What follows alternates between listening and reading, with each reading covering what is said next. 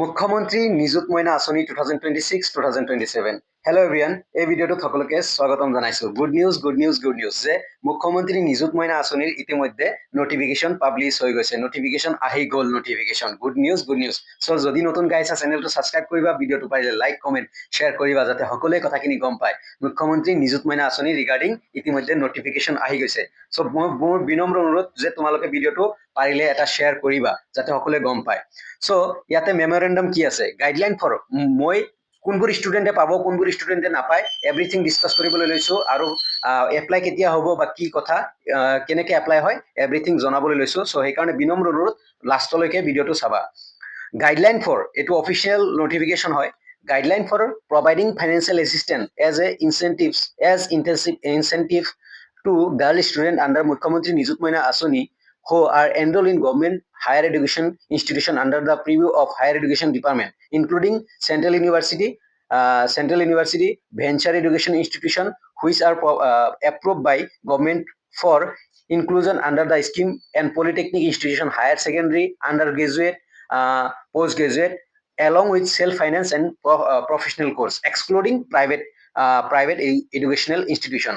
যিবোৰ ছোৱালী এইচএছত আছা, BA, BSc, BCom, IT, EP, polytechnic, post graduation কৰি আছা, MA, MSc, MCom, B.Ed কৰিবা, সেইবোৰ ছোৱালীক দিয়া হ'ব নিযুত মইনা আঁচনি। আৰু self finance and professional course যদি কৰি আছা তোমালোককো দিয়া হ'ব। জাষ্ট দিয়া নহয় কাক, প্ৰাইভেট এডুকেশ্যনেল ইনষ্টিটিউশ্যনত যিসকলে কৰি আছে সেইবোৰ ছোৱালীক দিয়া নহয়।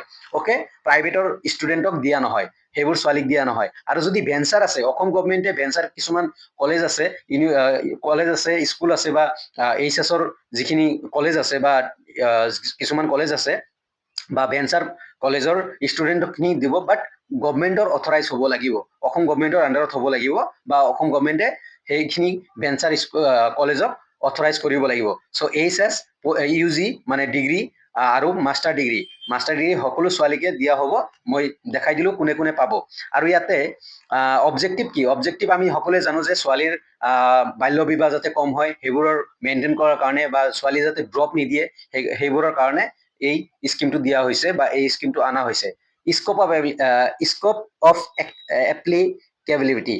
So financial assistance will be provided to girls students who are enrolled in government and venture educational institution in higher secondary, HSR student, graduation, BA, BSc, BCom, IT, EP, postgraduate, and polytechnic institution, excluding those enrolled in private institution. যিমান student আছা গভৰ্ণমেণ্টৰ আণ্ডাৰত তোমালোক সকলো ছোৱালীয়ে পাবা, just প্ৰাইভেটৰ খিনিয়ে নাপায়। Incentive will be provided only regular eligible female student. ছোৱালীবোৰক ৰেগুলাৰ বেচিছত দিব, অনলি ৰেগুলাৰ ছোৱালী, মানে ডিষ্টেঞ্চত পঢ়ি থকা ষ্টুডেণ্টক নিদে।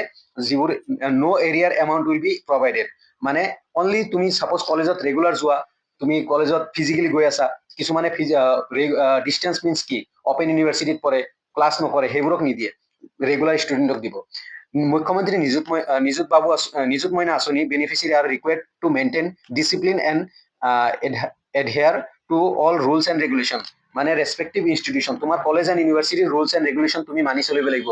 এটেণ্ডেঞ্চৰ ক্ষেত্ৰত তুমি কাৰোবাক ৰেগিং কৰিলে তুমি ইয়াৰ পৰা বঞ্চিত হবা, তুমি যদি কিবা ইলিগেল এক্টিভিটি কৰা দেন নিযুত মইনাৰ পৰা বঞ্চিত হবা। আৰু তোমাৰ কলেজৰ যিখিনি ৰুলছ এণ্ড ৰেগুলেশ্যন আছে মানি চলিব লাগিব। ওকে, আৰু এটা most important, student who receive scooter as part of the doctor Banikanta Kakati merit award under Pragyan Bharati scheme which being implemented by higher education, মানে যিবোৰ ষ্টুডেণ্ট প্ৰজ্ঞান ভাৰতী স্কুটি লয় বা প্ৰজ্ঞান ভাৰতী HS স্কুটি লয়, শ্বেল নট বি এলিজিবল। যিসকলে স্কুটি ল'ব সেইবোৰ ষ্টুডেণ্ট নিযুত মইনাৰ কাৰণে এলিজিবল নহয়, একদম লিখি দিছে। If any girl option out of the receiving the scooter she can apply for Nijut Moina scheme. If any girl option out, যদি তুমি স্কুটাৰ নোলোৱা দেন তুমি নিযুত মইনা ল'ব পাৰিবা। However this shall not apply for PG ষ্টুডেণ্টৰ কাৰণে সেনেকুৱা নহয়, কাৰণ PG ষ্টুডেণ্টেতো স্কুটি নেদে PG কাৰণে। এলিজিবিলিটি ক্ৰাইটেৰিয়া মোষ্ট ইম্পৰ্টেণ্ট, এইখিনি কথা ভালদৰে শুনিবা।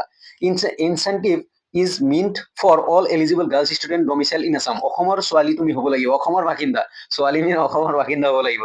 ইৰেছপেক্টিভ অফ দিয়াৰ ইকনমিক ষ্টেটাছ, তোমাৰ ইকনমিক ষ্টেটাছো চোৱা হ'ব।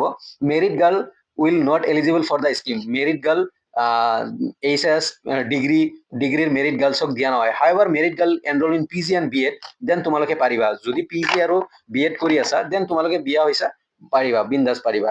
কিন্তু এইচএছ আৰু ডিগ্ৰীখিনিয়ে নোৱাৰি, আনমেৰিড হ'ব লাগিব। ইন সাৰ্ভিস গাৰ্ল, যদি কোনোবাই গভৰ্নমেন্ট জব কৰি আছে, married girl who are married girl will not eligible for the scheme. মানে মই ক'লোৱে C number, in service girl admitted in B Ed, যদি কোনোবা বিএড কৰি আছে বাট সাৰ্ভিস কৰি আছে, কিবা জব কৰি আছে, দেন সিহঁতে service girl B Ed course on deputation will not eligible নহয়।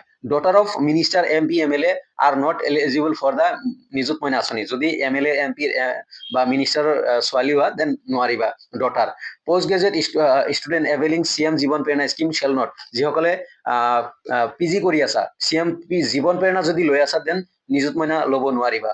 From the academic year 2027-28 onward, girls student enrolled in HS, UG, PG program shall be eligible avail only fee waiver scheme or মুখ্যমন্ত্ৰী নিযুত মইনা আঁচনি। ইয়াতে এটা most important, এইবছৰ সকলো ষ্টুডেণ্টক দিয়া হৈছে বা সকলো ছোৱালীক দিব, বাট 2027 পৰা যিবোৰ ছোৱালীয়ে ফ্ৰী এডমিশ্যন ল'ব, ফি ৱেইভাৰ স্কিমৰ আণ্ডাৰত থাকিব বা তোমাৰ ঘৰৰ ইনকাম 4 লাখৰ তলত থাকিব, সেইবোৰ ছোৱালীকহে দিয়া হ'ব।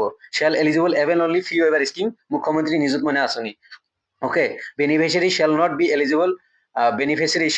Eligible to evil both the scheme. আৰু তোমালোকে কি কৰিব নোৱাৰিবা, both the scheme ল'ব নোৱাৰিবা। From the academic year 2027-28 onward, girls student enrolled in HS, UG, PG program shall be eligible only the fee waiver scheme or মুখ্যমন্ত্ৰী। আৰু এটা ইয়াতে মেইন পইণ্টটো এইটো যে মোৰ কথা অলপ ভুল হৈছে, যে যিহেতু বয়সটো এনেকুৱা আছিল, চ' ইয়াতে কৈছে যে তোমালোকে ফি ৱেইভাৰ স্কিম ল'ব পাৰিবা নাইবা 2027 পৰা, 2027 পৰা, এতিয়া নহয়, 2027 পৰা তোমালোকে ফি ৱেইভাৰ ল'ব পাৰিবা নাইবা মুখ্যমন্ত্ৰী নিযুত মইনা ল'ব পাৰিবা, দুটাৰ এটা ল'ব পাৰিবা। এইটো বহুত ডেঞ্জাৰ পইণ্ট। অ'কে, দুটা একেলগে ল'ব নোৱাৰিবা। ফি ৱেইভাৰ মানে ফ্ৰী এডমিশ্যন, এইটো বহুত ডেঞ্জাৰকে দিছে। চ' ইয়াতে চাবা এমাউণ্ট আমি সকলোৱে জানো যে 1,000 পাৰ মান্থ এইচএছৰ কাৰণে। Each girls student higher secondary incentives 800 per month কমাই দিয়া হৈছে, আগৰ পৰা কমাই দিয়া হৈছে। চোৱা, আগতে 1000 পাৰ মান্থ দিয়া হৈছিলে আৰু এতিয়া 800 টকা পাৰ মান্থ 10 মান্থ দিয়া হ'ব, মেক্সিমাম পিৰিয়ড 10 মান্থ। অ'কে, এইচএছৰ ছোৱালীক 800 টকা দিয়া হ'ব। আৰু each eligible girls student under graduate receive an amount 1250 rupees per month 10 month দিয়া হ'ব। এইটো ঠিকে ৰাখিছে। Each eligible girls student post graduate shall be receive 2500, আৰু পষ্ট গ্ৰেজুৱেট যদি কৰি আছে 2500 পাব। In NCT 800 first and second year, এইচএছৰ ফাৰ্ষ্ট এণ্ড ছেকেণ্ড ইয়াৰৰ কি 800, 1250 for third year month shall be paid in the each eligible girls student government polytechnic student of the maximum period of the 10 month. An incentive of 800 for first and second year and 1250 for the third year per month shall be paid to the eligible girls student enrolled in the government. এইটো পলিটেকনিকৰ কথা কৈছে যে D number 800 first and second ইয়াৰত দিব আৰু 1250 per month third ইয়াৰত দিব, government polytechnic ইনষ্টিটিউটত যদি ছোৱালীবোৰ আছে। অ'কে, মোড অফ এপ্লিকেশ্যন আমি সকলোৱে জানো, DBT তোমালোকে আধাৰ বেছড পেমেণ্ট পাবা। আধাৰ বেছড, তো আধাৰৰ লগত তোমাৰ বেংক একাউণ্ট লিংক হৈ থাকিব লাগিব। চ' তোমালোকে আধাৰৰ লগত বেংক একাউণ্ট লিংক কৰি ৰাখিবা।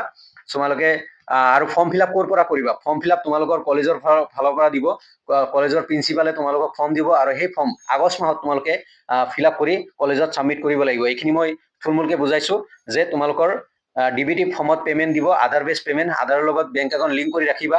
আৰু লগতে তোমালোকে কি কৰিবা, তোমালোকৰ কলেজত তোমালোকৰ ফৰ্ম দিয়া হ'ব, তোমালোকৰ মুখ্যমন্ত্ৰী নিযুত মইনাৰ ফৰ্ম তোমালোকৰ কলেজতে দিয়া হ'ব। তো তোমালোকৰ কলেজৰ প্ৰিন্সিপাল, নোডেল অফিচাৰ সিহঁতে দিব। চ' তোমালোকে তাৰে পৰা ফিল আপ কৰিবা। চ' থেংক ইউ এভৰিৱান। মই বুজাবলৈ চেষ্টা কৰিছোঁ, যদি কিবা ডাউট থাকে জনাবা। মোৰো অলপ কিবা কিবি হৈছে, মই জাষ্ট ফাৰ্ষ্ট টাইম কৰিছোঁ, সেইকাৰণে মানে হৈছে। মই এগেইন বুজাবলৈ চেষ্টা কৰিম।